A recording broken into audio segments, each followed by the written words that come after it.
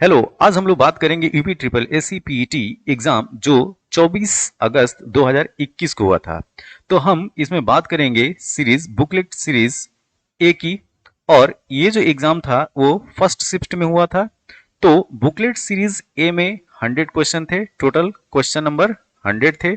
और इन 100 प्रश्नों के लिए जो मार्क निर्धारित किए थे, मैक्सिमम मार्क भी 100 थे। तो मतलब एक प्रश्न जो था वो 1 नंबर का था।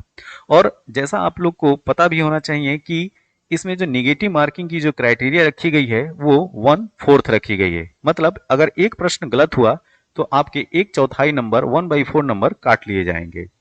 और इसमें जो समय दिया गया था वो था 2 घंटे का। तो देखते हैं 1 से लेके 100 तक प्रश्न कैसे कैसे आए थे और किस सेक्शन से कौन से प्रश्नों की संख्या ज्यादा थी। तो इस क्रम में जो हमारा जो पहला प्रश्न है, पहला प्रश्न ये है कि भारत में शासन करने वाले दिए गए शासकों का कालानुक्रम कौन सा सही है। तो हमें इसमें क्या करना है कि ये जो 4 नाम दिए गए हैं, शेरशाह सूरी, अकबर, अलाउद्दीन खिलजी और इल्तुतमिश, इसमें देखना है कि समय के अनुसार इसमें पहले कौन आता है, फिर उसके बाद में कौन आता है, फिर उसके बाद में कौन आता है, ये क्रम हमें जो है वो निर्धारित करना है। तो देखिए, ये जो 4 नाम है, शेरशाह सूरी, अकबर, अलाउद्दीन खिलजी और इल्तुतमिश, सबसे पहले शासन इनमें से जिसका आता है वो इल्तुतमिश का आता है। ये जो है गुलाम वंश का शासक होता है। उसके बाद अलाउद्दीन खिलजी, ये खिलजी वंश का होता है, इसका शासनकाल आता है। इसके बाद सूरी डायनेस्टी में शेरशाह सूरी आता है। और इन चारों में लास्ट में आता है अकबर। तो क्रम क्या हो जाएगा हमारा? 4, 3, 1, 2। इसके हिसाब से इसका उत्तर होगा बी। नेक्स्ट, निम्न में से कौन से संत शिवाजी के समकालीन थे? तो इसका सही उत्तर है तुकाराम। तुकाराम संत जो हैं वो शिवाजी के समकालीन थे, उनके समय में थे। तो अगर आपसे पूछा जाए कि शिवाजी के समय में कौन से संत थे, तो तुकाराम। तीसरा प्रश्न है, बंगाल के प्रथम गवर्नर जनरल कौन थे? ध्यान दीजिए, यहां पे बंगाल के प्रथम गवर्नर जनरल की बात की जा रही है। यहां पे नाम आएगा लॉर्ड वारेन हेस्टिंग्स। अगर यहीं पे आपसे पूछा जाता कि भारत के प्रथम गवर्नर जनरल का क्या नाम है, तब आपका उत्तर होता Lord William Bentinck. Lord William Bentinck वही हैं जिनके टाइम में सती प्रथा विरोधी कानून आया था। ठीक है। चौथा प्रश्न है कि चरक संहिता संबंधित है। तो आपको बताना है कि जो चरक संहिता जो पुस्तक है वो किससे संबंधित है। तो इसका सही उत्तर है चिकित्सा। तो चरक संहिता चिकित्सा, मेडिसिन से रिलेटेड बुक है। ठीक है। अब देखिए, ये जो पांचवा प्रश्न है इसमें आपको ये बताना है कि कौन सा जोड़ा सही नहीं है। ठीक है, इनमें से किसकी पेयरिंग गलत है। तो देखिए, 261 बीसी मतलब 261 ईसा पूर्व में कलिंग युद्ध हुआ था, ये सही बात है। 78 एडी 78 ईस्वी में शक संवत की शुरुआत हुई थी। और आपको यहां पे ये ध्यान रखना है कि कुषाण वंश का शासक कनिष्क, कनिष्क का इस दिन राजारोहण होता है। अर्थात वो 1878 ईस्वी में अपनी राजगद्दी संभालता है और उसी से शक संवत की शुरुआत होती है। 622 में मुस्लिम युग की शुरुआत होती है, ये भी स्टेटमेंट सही है। ठीक है, तो ऊपर के तीनों जो है वो मैच किए हुए हैं। अब ये जो चौथा ऑप्शन है 1709 1709 में औरंगजेब की मृत्यु, ये स्टेटमेंट गलत है। औरंगजेब की मृत्यु जो है वो 1707 में होती है, ना कि 1709 में। नेक्स्ट क्वेश्चन की तरफ बढ़ते हैं। इनमें से किसे भारत के ग्रांड ओल्ड मैन के नाम से जाना जाता है? तो ग्रांड ओल्ड मैन के नाम से दादा भाई नौरोजी जी को जाना जाता है। ठीक है, इसका ऑप्शन है ए। 1915-16 सातवां क्वेश्चन है, 1915-16 में किसके नेतृत्व में 2 होम रूल लीग शुरू की गई? तो यहां पे ध्यान रखिए, एक नाम है एनी बेसेंट जी का और दूसरा नाम है लोकमान्य तिलक, बाल गंगाधर तिलक का। तो बाल गंगाधर तिलक ने होम रूल लीग की शुरुआत अप्रैल मंथ में स्टार्ट की, अप्रैल 1916 में। और एनी बेसेंट सितंबर महीने के 1916 में। ठीक है, तो ये चीजें याद रखिएगा। ठीक है, इसके बाद 8वें प्रश्न पे आते हैं। जो 8वां प्रश्न है वो मैचिंग मैचिंग है। ठीक है, इसमें मैच करना है। ब्रह्म समाज के जो संस्थापक हैं वो हैं राजा राम मोहन राय, रामकृष्ण मिशन के स्वामी विवेकानंद, आर्य समाज के दयानंद सरस्वती और सत्यशोधक समाज के ज्योतिराव फुले। तो ब्रह्म समाज एक का मैच किसके साथ हुआ? 3 के साथ। रामकृष्ण मिशन स्वामी विवेकानंद 1 के साथ, आर्य समाज दयानंद सरस्वती 2 के साथ और सत्यशोधक समाज ज्योतिराव फुले 5 के साथ। तो क्रम क्या होगा? ये होगा 3125। तो ऑप्शंस में देखिए 3125, यस, ऑप्शन नंबर सी, इसका उत्तर है सी।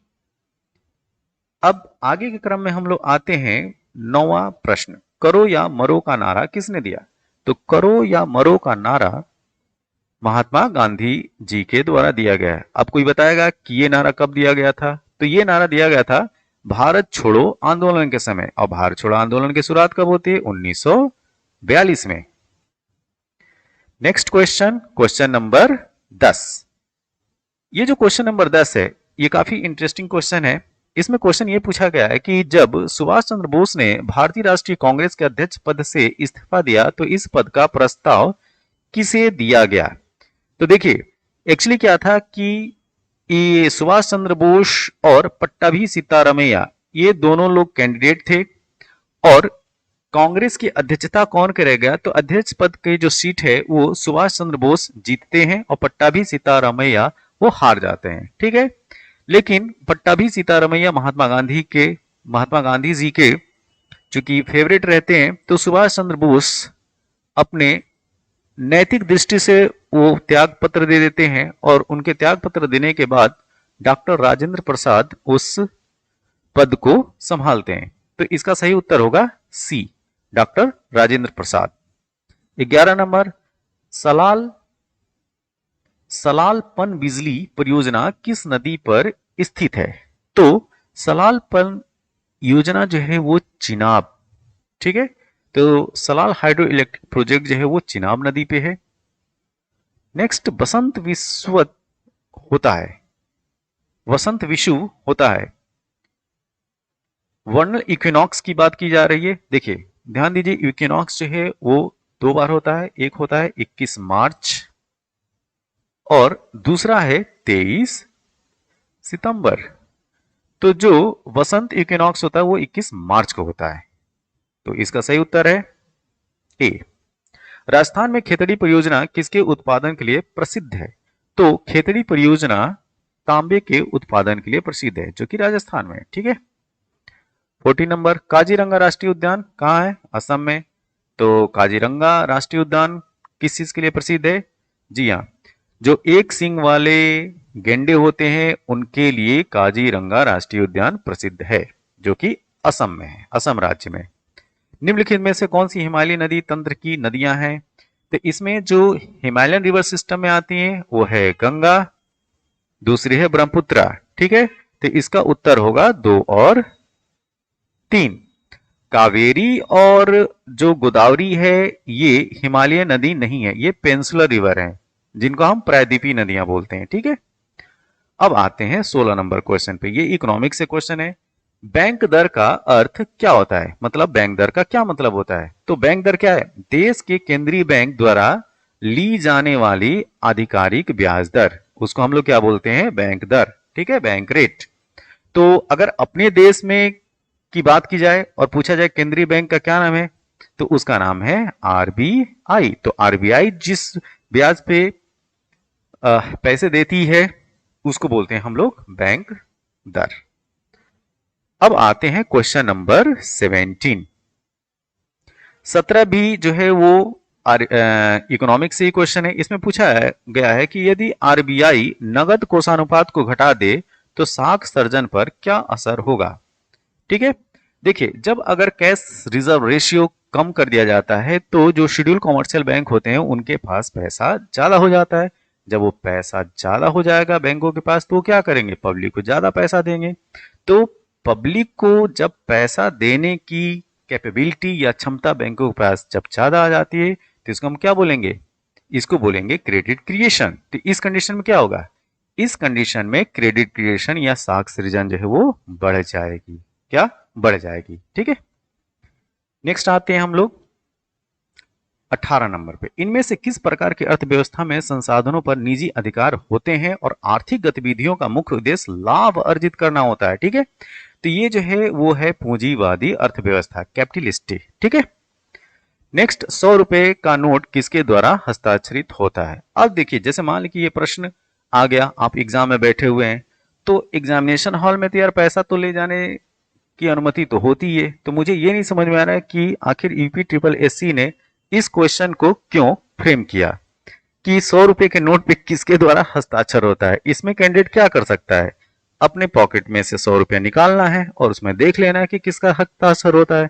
ठीक है, ओके, एनीवे, तो यहाँ पे 100 रुपए के नोट में नोट किसके द्वारा हस्ताक्षरित होती है, इसका उत्तर है आरबीआई के गवर्नर। आप लोगों ने देखा होगा कि उसमें लिखा रहता है कि मैं धारक को वचन देता हूं 100 रुपया अदा करने का। ठीक है, तो आरबीआई के गवर्नर। तो इस क्वेश्चन को जो है आप काफी आसानी से सॉल्व कर सकते थे, थोड़ी सी कॉमन सेंस लगा के। ठीक है, अब आते हैं 20 नंबर प्रश्न पे। 20 नंबर प्रश्न आपसे ये पूछा जा रहा है कि फेमा का पूर्ण रूप क्या है। तो फेमा का फुल फॉर्म है फॉरेन एक्सचेंज मैनेजमेंट। ठीक है, क्या है, फॉरेन एक्सचेंज मैनेजमेंट। भारत के किस संविधान में जन स्वास्थ्य एवं स्वच्छता किस में शामिल है। ठीक है, तो भारत के संविधान में देखिए यहां पे ये 3 नाम दिए गए हैं, क्या, राज्य सूची, समवर्ती सूची और संघ सूची। जो भी नियम कानून बनते हैं इन 3 सूचियों के आधार पर बनते हैं। देखिए, राज्य सूची के जो विषय होते हैं उसमें कानून बनाने का जो अधिकार होता है वो स्टेट का होता है, राज्य का। समवर्ती सूची में स्टेट और सेंटर, ठीक है, दोनों कानून बना सकते हैं। और संघ सूची के विषय में केवल और केवल कानून बनाने का अधिकार सेंटर का होता है। अब यहां पे बात आई कि समवर्ती सूची में स्टेट और सेंटर दोनों बना सकते हैं, तो किसके कानून की जो है वरीयता ज्यादा होगी, तो सेंटर द्वारा बनाए गए कानून की वरीयता ज्यादा होगी अगर कन्फ्लिक्ट हो गया तो यहाँ पे जो प्रश्न है कि जन स्वास्थ्य एवं स्वच्छता किस में शामिल है, ये राज्य सूची का विषय है, उत्तर है ए। अब आते हैं 23 नंबर प्रश्न पे। भारत में पंचायती राज व्यवस्था किसके अंतर्गत रखी गई है, तो ये है आपके राज्य नीति के निर्देशक तत्व, जिसको बोलते हैं इंग्लिश में DPSP, directive principle of state policy. 23 number प्रश्न पे आते हैं। अब 23 नंबर प्रश्न ये पूछ रहा है कि शिक्षा का अधिकार एक मौलिक अधिकार है जो कि संबंधित है किससे, अनुच्छेद 21 ए से। ठीक है, निम्न में से किसने संविधान सभा में उद्देश्य प्रस्ताव रखा, इसका उत्तर है जवाहरलाल नेहरू। तो ऑब्जेक्टिव रिजोल्यूशन जो है वो जवाहरलाल नेहरू द्वारा रखा गया था। 25 नंबर पे आते हैं। भारतीय संविधान के किस अनुच्छेद में अल्पसंख्यकों के हित निहित है, तो ये है आर्टिकल 29, अनुच्छेद 29। ठोस चालक में धारा वाहक होते हैं। देखिए, किसी भी जो कंडक्टर होता है उसमें धारा का जो प्रवाह निर्भर करता है वो होता है मुक्त इलेक्ट्रॉनों पे, मतलब फ्री इलेक्ट्रॉन। नेक्स्ट 27 नंबर, प्रकाश वर्ष किसके मापन की इकाई है। तो देखिए, प्रकाश वर्ष लिखा है ना, तो वर्ष में आप जो है वो समय से कंफ्यूज मत होइएगा। जो प्रकाश वर्ष है वो समय की इकाई नहीं है। ठीक है, किसकी इकाई है, दूरी मापन की इकाई है। तो प्रकाश वर्ष होता क्या है, एक वर्ष में निर्वात में प्रकाश द्वारा चली गई दूरी। ठीक है, तो प्रकाश वर्ष जो है वो डिस्टेंस की यूनिट है। ब्लीचिंग पाउडर का रासायनिक नाम क्या है, तो ब्लीचिंग पाउडर का रासायनिक नाम है कैल्शियम ऑक्सीक्लोराइड, CaOCl2। अब 28 कैरेट सोने में खरे सोने का प्रतिशत क्या है। देखिए, अगर इस तरीके का प्रश्न आता है तो उसको करने का बहुत ही आसान तरीका है। जो 24 कैरेट का जो सोना होता है, 24 कैरेट का जो सोना होता है उसको 100% शुद्ध मानते हैं। ठीक है, तो इस हिसाब से परसेंटेज के क्वेश्चन जिस तरीके से लगाते हैं उस तरीके से करें तो 18 कैरेट का सोना की शुद्धता क्या होगी, तो ये हो गया 18 गुणे 100/24। अब 6 से काटिए, 3 6 चौका 24, 4 ये 25, 25 या 75, ठीक है, ये आ गया 75%। तो इस तरीके से किसी भी कैरेट का सोना अगर दिया हो गया हो तो उसमें प्योर गोल्ड क्या है वो आप निकाल सकते हो, ठीक है। तो 29 का उत्तर क्या आ गया? 75। संतरे में बहुतायत में होता है। संतरा कैसा फल है? खट्टा, सिट्रस फ्रूट है ये, खट्टा, ठीक है। तो इसमें विटामिन सी होगी, और विटामिन सी का केमिकल नेम क्या है? Yes, ascorbic acid. अब आते हैं प्रश्न संख्या 31 पे। देखो 31 क्या है? रूट में यहाँ पे एक क्वेश्चन मार्क है और divided by 196 equal to 72 upon 56 लिखा है, ठीक है। तो पहले हम क्या करते हैं कि 72 अपॉन जो 56 है इसको थोड़ा सा और रिड्यूस करते हैं, मतलब और कुछ देखते हैं कि ये छोटा हो सकता है कि नहीं। देखो 4 से काटो, 4 से काटोगे तो ये क्या आ जाएगा? 18, ठीक है। 18 72 होता है ना, 18 हो गया। और ये 56 क्या हो जाएगा? 14। तो 14 चौका 56, राइट। अब थोड़ा 196 के पैरेलल में क्या है? 14 आया। तो 14 का स्क्वायर क्या होता है? 14 का स्क्वायर, याद कीजिए 196, यस। तो 14 का स्क्वायर 196 है, तो 18 का स्क्वायर क्या होगा? यस 324। तो इस प्रश्न का उत्तर क्या होगा? 324। तो इस प्रश्न वाचक चिन्ह की जगह पे 324 आएगा। अब आते हैं सेकंड क्वेश्चन पे। देखो ये जो 32वां नंबर का क्वेश्चन है, इसमें 885 into 885 into 885 plus 115 into 115 into 115 upon 885 into 885 plus 115 plus into 115 minus 885 into 185। देखो यहाँ पे क्या करेंगे कि जो 885 है इसको मान लो ए, और 115 है उसको मान लो बी। कुछ समय के लिए मान लीजिए, ठीक है। अब देखो यहां पे 885 में आपस में 3 बार गुणा है, इसका मतलब ये है क्या? ये है, जी हाँ, ये है ए क्यू, ठीक है। और 115 का आपस में 3 बार गुणा है, तो ये क्या है? ये है बी क्यू। कुछ आया याद? अच्छा, ये चीज हो गया ऊपर की कहानी। अब देखो नीचे की कहानी क्या है? 885 इंटू 885, तो इसको क्या मैं कुछ ऐसा लिख सकता हूं? ए स्क्वायर, यस लिख सकते हैं।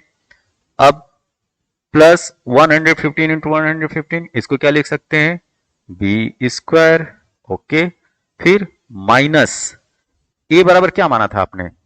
सॉरी 885 बराबर क्या माना था? ए माना था। तो यहां पे आप ए लिखिए, इंटू 115 क्या है? बी, तो इसको आप बी लिखिए, ठीक है।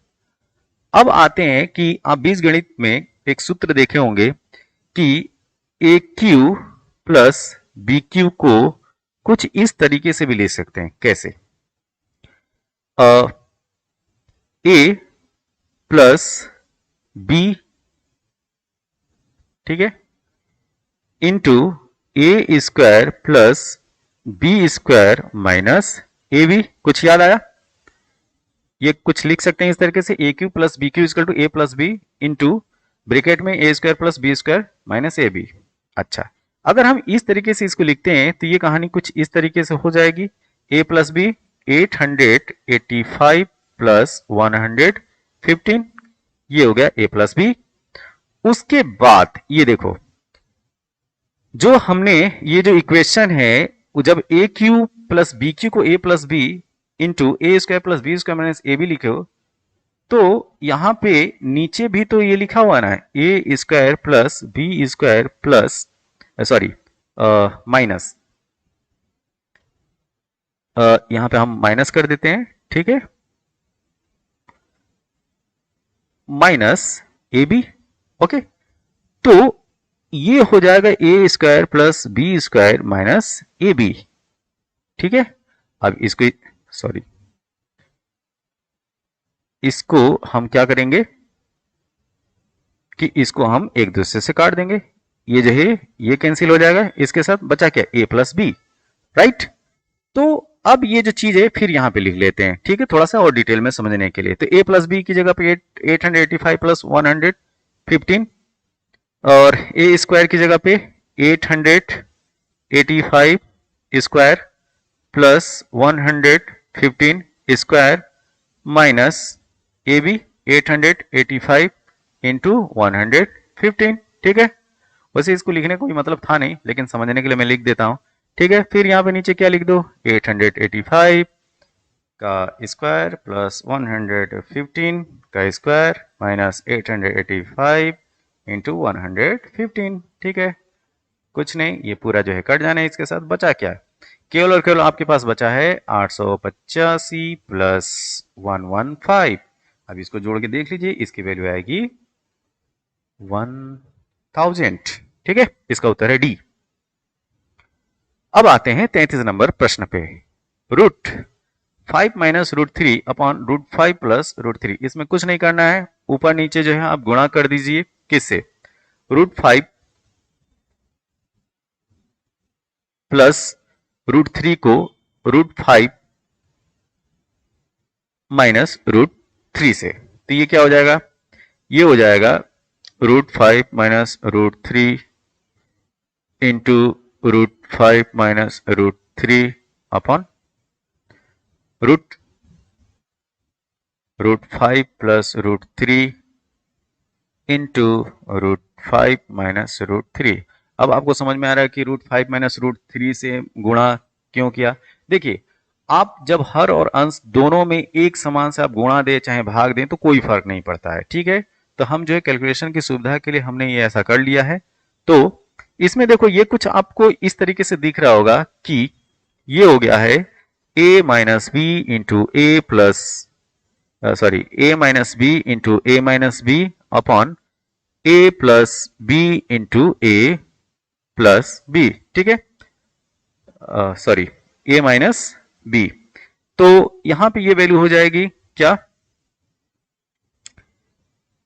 ए square plus B square minus 2ab, ऊपर हो गया, ठीक है, क्योंकि a माइनस बी का ये होल स्क्वायर है। नीचे क्या हो जाएगा, ये हो जाएगा A square minus B square. अब देखो ये वैल्यू रखो, a को मैंने क्या माना था, रूट 5, तो ए स्क्वायर प्लस बी स्क्वायर क्या हो जाएगा, A square plus B square हो जाएगा आपका 5 प्लस 3, रूट 2ab का क्या मान हो जाएगा, 2 रूट 15, ठीक है, अपॉन ए square 5 B square 3।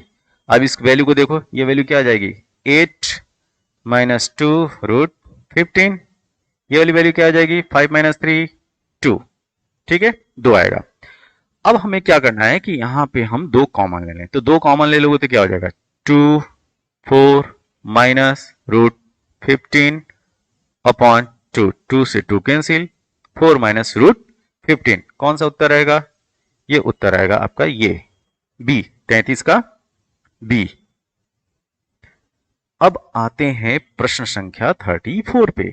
TV set का मूल्य 30% घटाने पर उसकी बिक्री 20% बढ़ जाती है। ओके, दुकानदार के आय पर इसका क्या प्रभाव पड़ेगा। देखो, टोटल टीवी सेट का अगर मान की अगर मूल्य देख लें तो मूल्य मान लो कि टीवी के एक सेट का मूल्य जो है x है, ठीक है, और पहले उसके y सेट बिका करते थे, कितने, y, तो टोटल जो पैसा अर्न होता था कितना, अगर एक टीवी सेट का मूल्य x और y टीवी सेट बेचे गए तो कितना हो गया, xy हो गया, ठीक है। दूसरी कंडीशन इन्होंने दे क्या रखी है कि इन्होंने टीवी का मूल्य घटा दिया है, तो घटा दिया है 30% घटा दिया है, तो इसका मतलब अब जो टीवी जो है 0.7x में बेची जाती है, अब नंबर कितना बढ़ जाता है, 20% जो है वो बिक्री बढ़ जाती है, इंटू 20% बढ़ने का मतलब 1.2y। अब इसको करोगे तो ये हो जाएगा बरसते 84, 0.84xy।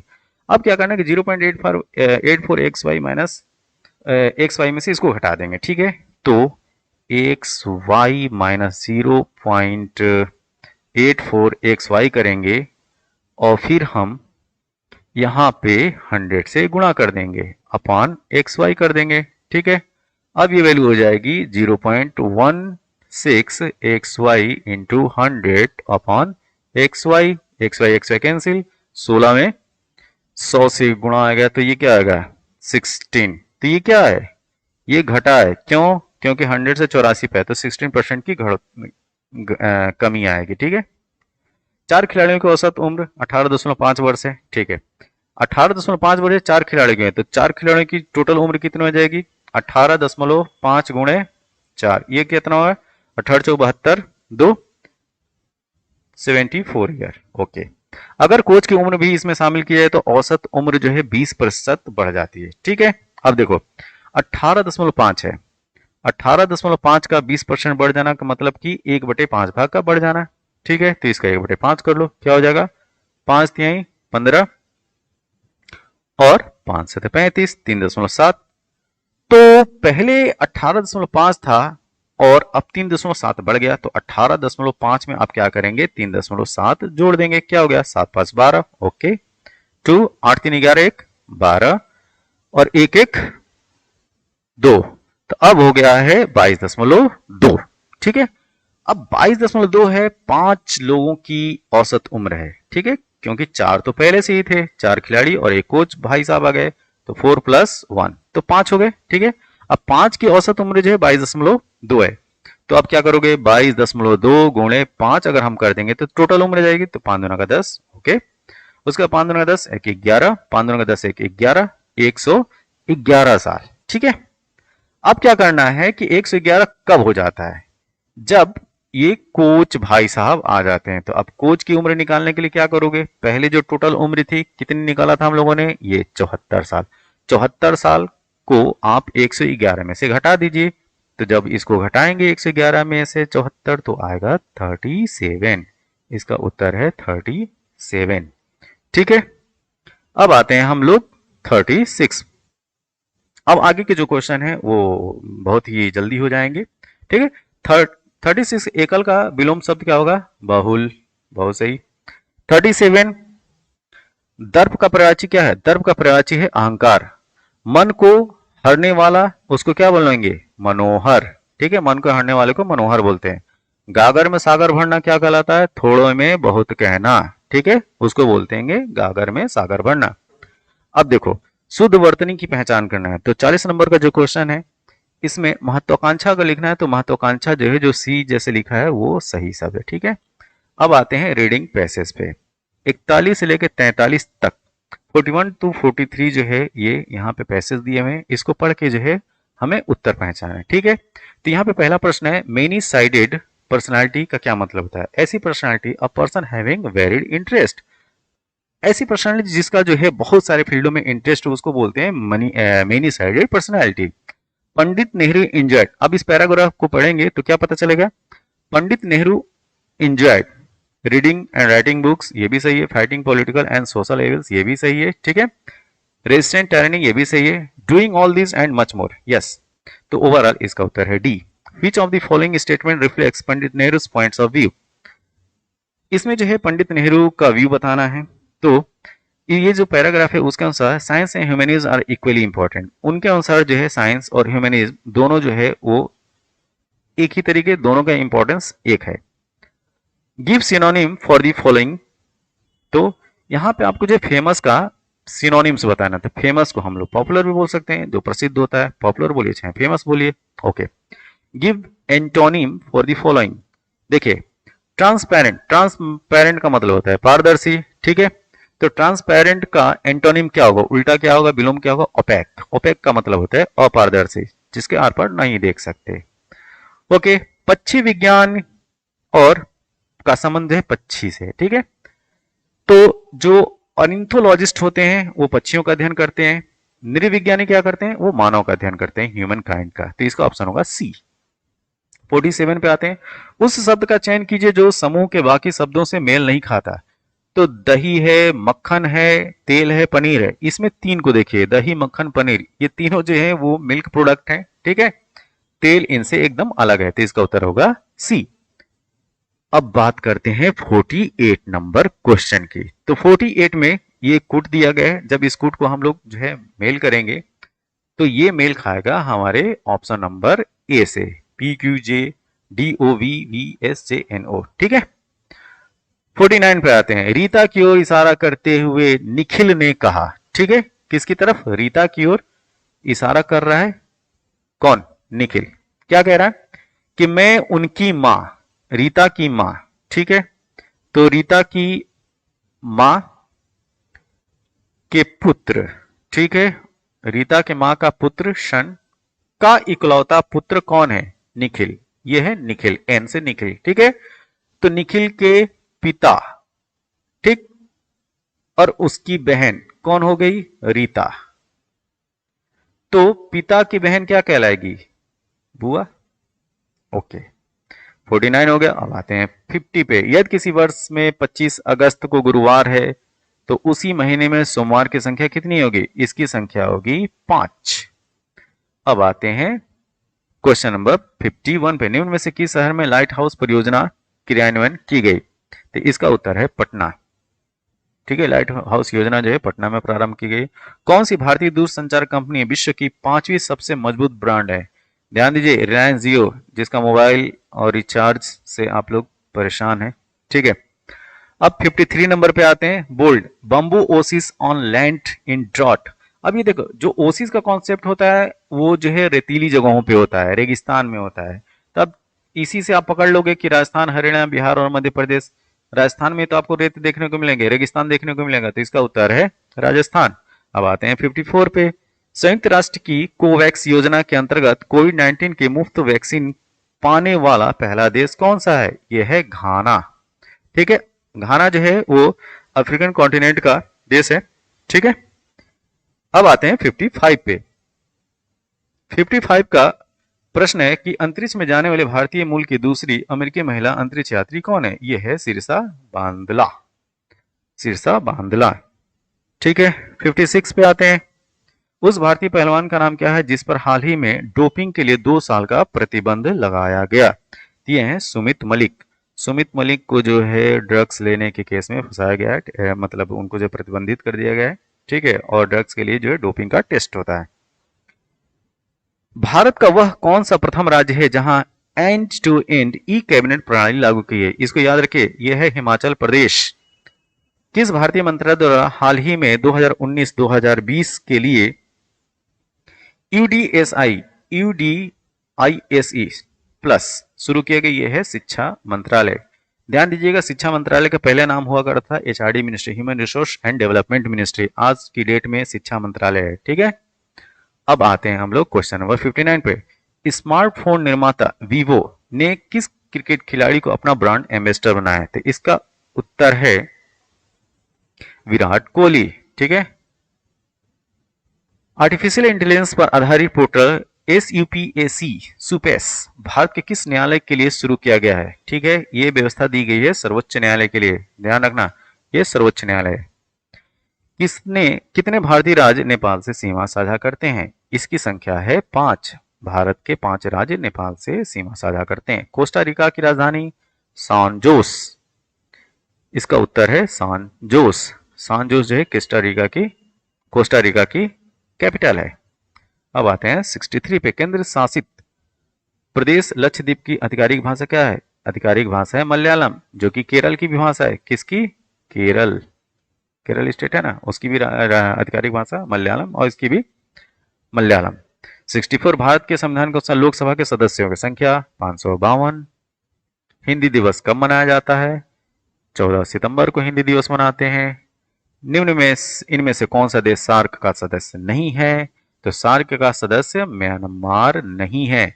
सार्क में जो है आठ देश हैं। 8 देश में नेपाल, बांग्लादेश, अफगानिस्तान, इंडिया, पाकिस्तान, मालदीव, भूटान, ठीक है, श्रीलंका। तो ये 8 देश हैं और सार्क की स्थापना 1985 को होती है, ठीक है। तो ध्यान रखिएगा, इसमें क्या नहीं है? म्यांमार नहीं है, ठीक है। निम्न से किस स्थान पर अजंता एलोरा की गुफाएं हैं? यह है औरंगाबाद, महाराष्ट्र में। ओणम किस भारतीय राज्य और या केंद्र शासित प्रदेश का जो है वो सांस्कृतिक उत्सव है? तो ओणम जो है वो केरल राज्य में मनाया जाता है, ठीक है। 69 पे आते हैं। निम्न में से कौन सा ग्रह सूर्य के सबसे नजदीक है? सूर्य के सबसे नजदीक बुध, ठीक है, मरकरी। 70 नोबेल पुरस्कार जीतने वाले प्रथम एशियाई कौन थे? इनका नाम है रविन्द्रनाथ टैगोर, ठीक है। रविन्द्रनाथ टैगोर को 1913 में साहित्य के क्षेत्र में, लिटरेचर में नोबेल प्राइज मिला था, ठीक है। अब आ गया निम्नलिखित गद्यांशों को ध्यानपूर्वक पढ़ना है और उस पे आधारित प्रश्नों का उत्तर देना है। तो 71 से लेकर 75 तक आपको जो है वो पैसेज गद्यांश संबंधित ये प्रश्न पूछे गए हैं। ठीक है, बहुत ही आसान ये सेक्शन होता है और इस पर सबसे ज्यादा आपको ध्यान देना है। इसमें प्रश्न जो है गलत नहीं होने चाहिए। ठीक है, तो पहला क्वेश्चन देखिए क्या है। इसको पैराग्राफ पहले जो है ये गद्यांश को पढ़ना है, फिर उस पर हम क्वेश्चन। तो विश्व में शांति क्यों आवश्यक है? मानव जाति के विकास के लिए। बिल्कुल, जहां पे शांति है वहीं पे विकास है, तो इसका उत्तर क्या होगा? मानव जाति के विकास के लिए। ओके, 72 पे आते हैं। 72, विश्व शांति की स्थापना के लिए सबसे आवश्यक क्या है? तो विश्व शांति के लिए सबसे आवश्यक क्या है? अहिंसा और प्रेम। ठीक है, मार काट नहीं मचाना। ठीक है, प्रेम से रहना, तभी तो शांति बनीगी, विश्व शांति स्थापित होगी। ठीक है, तो विश्व शांति के लिए अहिंसा और प्रेम जरूरी है। कठोर से कठोर हृदय को भी कोमल बनाया जा सकता है। कैसे? कठोर से कठोर हृदय को भी कोमल बनाया जा सकता है, अहिंसा द्वारा। ठीक है, महात्मा गांधी जी यही तो हथियार इस्तेमाल करते थे, अहिंसा। किसी भी राष्ट्र के स्वर्णिम युग के प्रमुख तत्व क्या हैं? किसी भी राष्ट्र के लिए क्या चाहिए? शांति चाहिए, सुख चाहिए और रचनात्मक कार्य चाहिए। ठीक है, नितांत, नितांत शब्द का उपयुक्त पर्याय क्या है? नितांत मतलब बिल्कुल, एब्सोल्यूट। ठीक है, नितांत मतलब बिल्कुल। अब आते हैं 76 नंबर क्वेश्चन। तो 76 नंबर जो क्वेश्चन है वो भी यहाँ पे देखिए 76 से लेके 80 जो प्रश्न है वो भी गद्यांश आधारित प्रश्न है, तो गद्यांशों को पढ़ना है, उसका उत्तर देना है।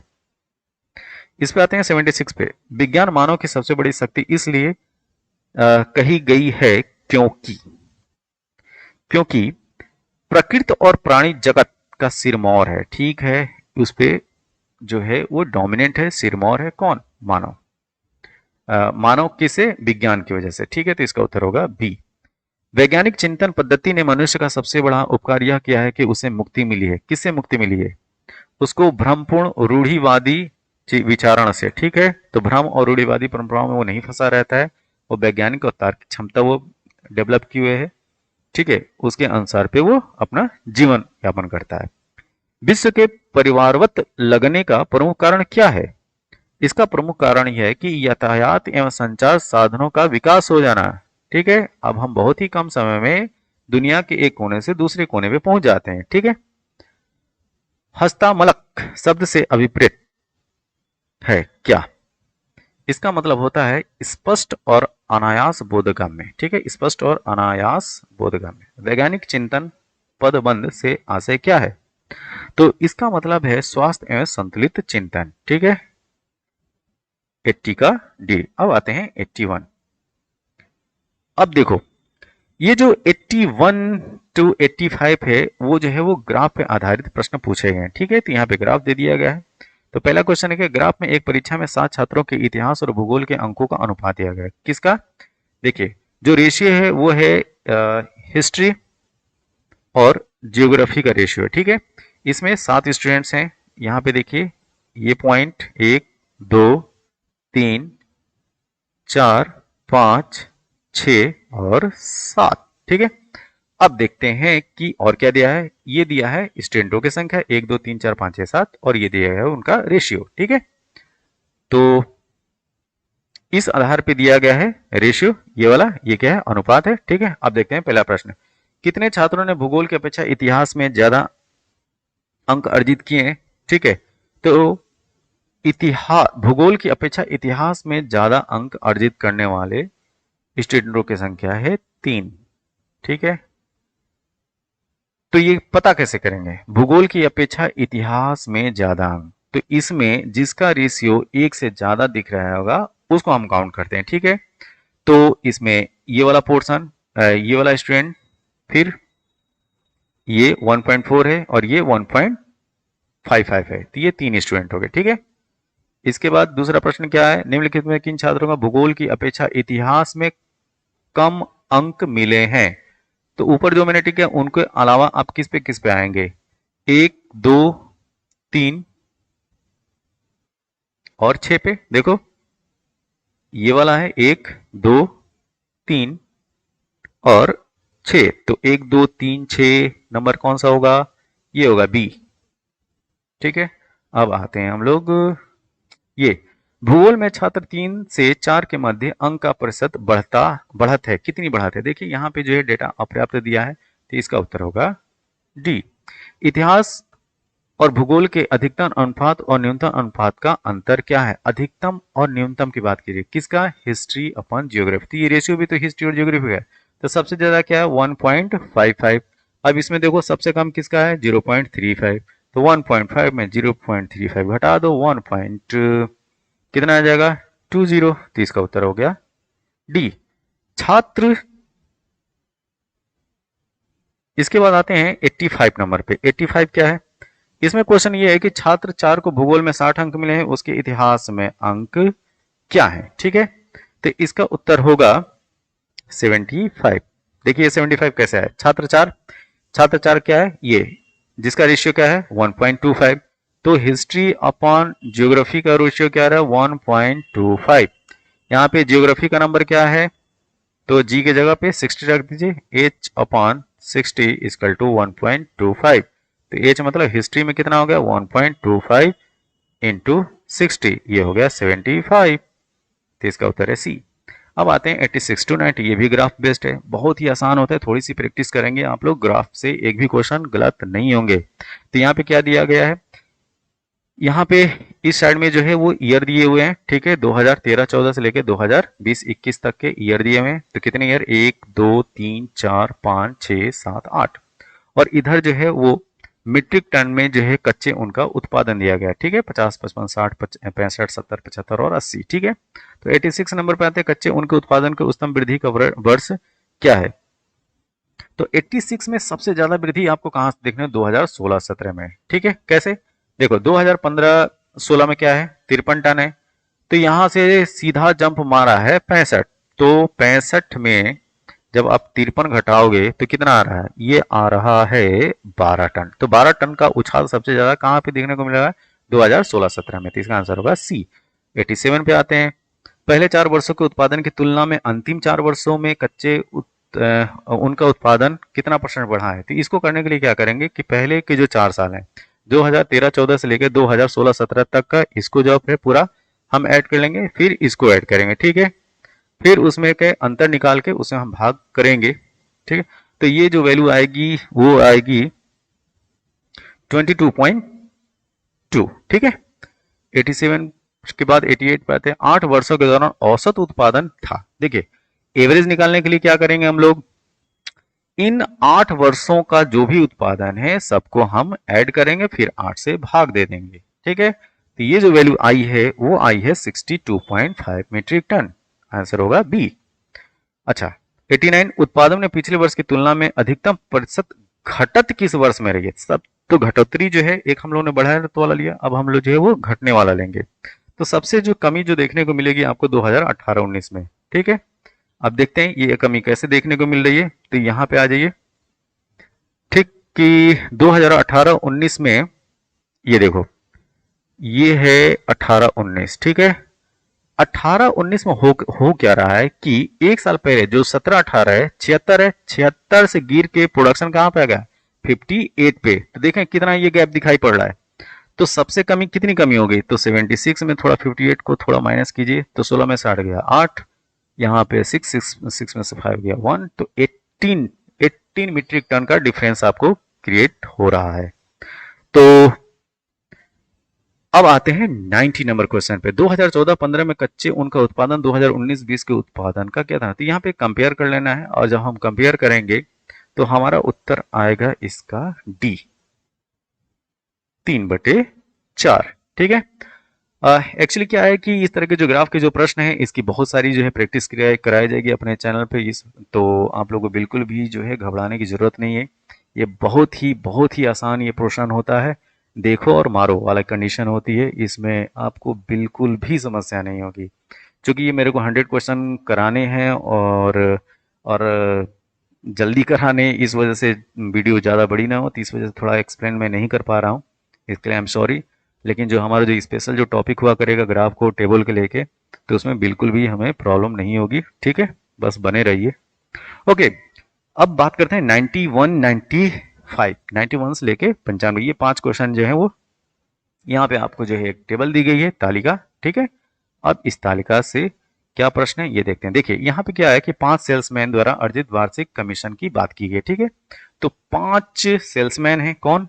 ए, बी, सी, डी और ई, ठीक है। अब इनके द्वारा जो है ईयर दिया गया है 2015, 2016, 17, 18, 19, 20। कितने ईयर हैं? 6 साल हैं, ठीक है। तो ये जो है लेखा जोखा दिया गया है और ये इनकी सेल्स हैं, ठीक है। इनके आगे ये सेल्स दी गई है, ठीक है। जैसे मान लें कि ए का दें तो ए 2015 में कितना सेल करता है? 27,350, ठीक है। इस तरीके से 2020 तक का आंकड़ा है हमारे पास। तीसरा प्रश्न देखें, किस वर्ष में सेल्समैन सी द्वारा अर्जित कमीशन पिछले वर्ष की तुलना में अधिक वृद्धि दर्शाता है, ठीक है। तो देखो सेल्समैन सी है, ठीक है। इसमें दिखाना है कि कौन से वर्ष की तुलना में अधिकतम वृद्धि है। तो ये आप देखिए 2016 का आंकड़ा है। तो 2016 में क्या है? 27,800, ठीक है। ये इसका उत्तर होगा 2016। इसमें सबसे ज्यादा उसको वृद्धि देखने को मिलती है ये, ठीक है। अब आते हैं 92 पे। वर्ष 2018 में बी का कमीशन पांचों सेल्समैनों की उसी वर्ष के कुल कमीशन का लगभग कितना प्रतिशत था, ठीक है। अब देखो क्या करना है कि हमें जो है 2018 में देखना है। तो 2018 में ये सारे आंकड़े देखो, यहां से लेके मतलब 29,800 ए से लेके ई तक के ये सारे देखने हैं, ठीक है। इन सारों को आपको क्या करना है कि ऐड करना है और उसमें जो बी वाला है ये 28,000, ठीक है, उसी वर्ष उसमें इसका जो है रेशियो निकालना है। तो इसे हमें क्या पता चल जाएगा कि वो कितना वो परसेंटेज लिया, ठीक है। तो इन इन पांचों का जो है ऐड कीजिए, ठीक, जो आई वैल्यू, फिर क्या करना है कि 28,000 अपान वो टोटल वैल्यू, वो आ जाएगा आपका वैल्यू ए 19.05। अब आते हैं 93 पे। किस सेल्समैन का 2018 में कमीशन 2015 की तुलना में उच्चतम वृद्धि दर्शाता है? तो यहाँ पे क्या करना है कि 2018 ये वाला ईयर, ठीक है, और 2015 इनमें पांचों का जो है हम लोग कंपेयर करेंगे और फिर देखेंगे कि सबसे ज्यादा किसका इंक्रीमेंट होता है, ठीक है। तो इसमें उच्चतम वृद्धि जो है 93 में वाले प्रश्न में सबसे ज्यादा उच्चतम वृद्धि जो है वो सी में दिखाई पड़ेगी। देखिए ऑप्शन डी सही है लेकिन सेल्समैन कौन सा है? सी। अब आते हैं 94 नंबर प्रश्न पे। 94 क्या है? निम्न में से किस वर्ष में किसी भी सेल्समैन द्वारा अर्जित उच्चतम और न्यूनतम कमीशन का अंतर? तो इसमें क्या हाईएस्ट कमीशन और लोएस्ट कमीशन का जो है वो डिफरेंस लेकर चलना है, ठीक है। सबसे ज्यादा डिफरेंस किस में, किस ईयर में? तो इसका उत्तर है 2019 वाला वर्ष, ठीक है। तालिका से पता चल जाएगा। वर्ष 2019 में सेल्समैन डी द्वारा अर्जित कमीशन ए द्वारा अर्जित कमीशन का लगभग कितना प्रतिशत है, ठीक है। तो यहाँ पे जो आंसर दिए गए हैं उसमें से कोई भी उत्तर सही नहीं है। अब आते हैं 96 टू 100, ये 5 क्वेश्चन, अंतिम ये 5 क्वेश्चन है, इनको देखते हैं। इसमें ये भी जो है वो टेबल बेस्ड क्वेश्चन है। तो जिस तरीके से सिलेबस में मेंशन है कि टेबल से जो है 10 क्वेश्चन आएंगे, तो एक हम लोगों ने डील कर लिया क्या 91 टू 96। अब हम बात करेंगे 96 टू 100, ठीक है। अब देखो यहाँ पे क्या दिया है कि महीनों में 4 शेयर ब्रोकर के खुले हुए खातों की संख्या दी गई, जो कि संख्या सैकड़ों में, ठीक है। यहाँ पे जो टोटल महीने हैं मई, जून, जुलाई, अगस्त, सितंबर, कितने महीने हो गए? 5 महीने। तो महीने कितने? मंथ है 5, ठीक है।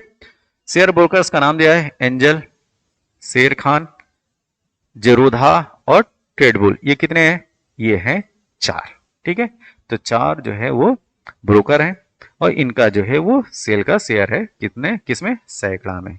अब देखो पहला प्रश्न क्या है, निम्न में से किस महीने में खुले खातों की संख्या की औसत महत्तम है? मतलब किस महीने में सबसे ज्यादा खुले हैं, किस महीने में सबसे ज्यादा अकाउंट खुले हैं? तो इसका उत्तर हम इस तालिका से पता कर लेंगे, ठीक है।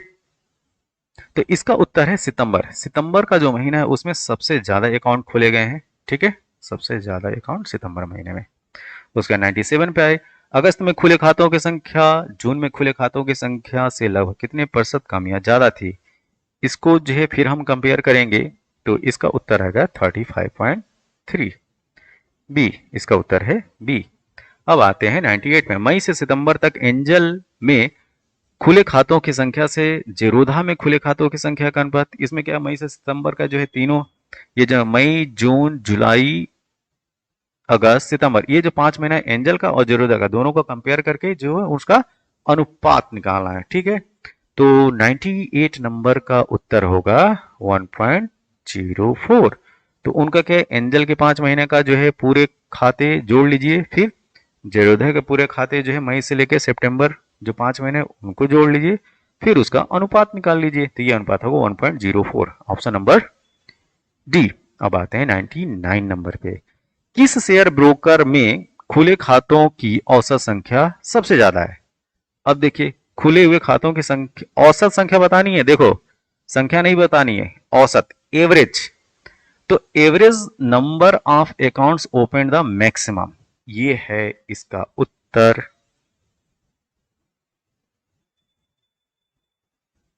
ट्रेड बुल, ठीक है, ऑप्शन नंबर सी। तो जो ये जो ट्रेड बुल महोदय हैं, इन्होंने सबसे ज्यादा एवरेज खाते खोले हैं। ट्रेड बुल में खुले खातों की संख्या का औसत शेर खान में खुले खातों की संख्या के औसत का, अब देखो दोनों के एवरेज का कंपेयर करना है, का लगभग कितना कम या ज्यादा प्रतिशत है। तो क्या करेंगे, ट्रेड बुल का जो है उसमें हम लोगों ने औसत निकाल लिया, अब यहाँ पे शेर खान के कुल खातों का औसत निकालेंगे। तो कुल खातों का औसत कैसे निकालेंगे, तो जैसे मान लिया कि यहाँ पे कौन है, ट्रेड बुल। ट्रेड बुल के ये 5 महीने का ले लो, 35, 42, 45, 50 और 60, इन सबको जोड़ दो और जोड़ने के बाद 5 से भाग दे दो, ठीक है, ये इनका आ गया औसत। फिर दूसरे कौन से हैं भाई साहब, शेर खान। शेर खान के इन 5 महीनों का जोड़ दो, ठीक है, 22 प्लस 18 प्लस 32 प्लस 30 प्लस 45, ठीक है, फिर इनको भी 5 से भाग दो। फिर इनका क्या करना है कि इनमें देखना है कि किसका जो है एवरेज ज्यादा है और कम है, ठीक है। और इसमें जो चूंकि पूछा गया है कि ट्रेड बुल में खुले खातों की संख्या का औसत शेर खान में खुले खातों की संख्या के औसत के अलावा कितना परसेंट कम या ज्यादा है, तो इसका जब आप कैलकुलेट करके लाओगे तो ये आएगी वैल्यू 57.82, ठीक है। तो ये हमारे जो 1 से लेकर 100 प्रश्न थे उनकी जो हमने व्याख्या की, समझने की कोशिश की कि किस तरीके से प्रश्न आए और किस सेक्शन से कैसे कैसे जो है वो प्रश्नों की रिच थी। तो यहाँ पे हमें ध्यान ये रखना है कि एक स्ट्रेटजी के साथ चलना है, और स्ट्रेटजी जो है वो काफ़ी इंपॉर्टेंट होती है किसी भी एग्जाम के लिए। तो इसी के साथ यूपी ट्रिपल एससी के 24 अगस्त 2021 को जो पेपर हुआ था शिफ्ट 1 में, उसका पेपर हमने कंप्लीट किया। और यहाँ पे आप प्लीज़ एग्ज़ाम में बैठने से पहले प्रीवियस ईयर के पेपर जरूर लगाया करें, क्योंकि प्रीवियस ईयर का पेपर जो है हमें एक आइडिया देता है कि हमें करना क्या है, ठीक है, और किस तरीके से हमारी तैयारी की स्ट्रेटजी रहेगी। और अपने इस चैनल पे जो है हम पूरे फोकस रहेंगे कि एग्ज़ाम में कैसे प्रश्न आ सकते हैं और सबसे ज़्यादा जो है आपको फ़ायदा किस तरह की स्टडी से हो सकती है, ठीक है। ओके, थैंक यू, धन्यवाद।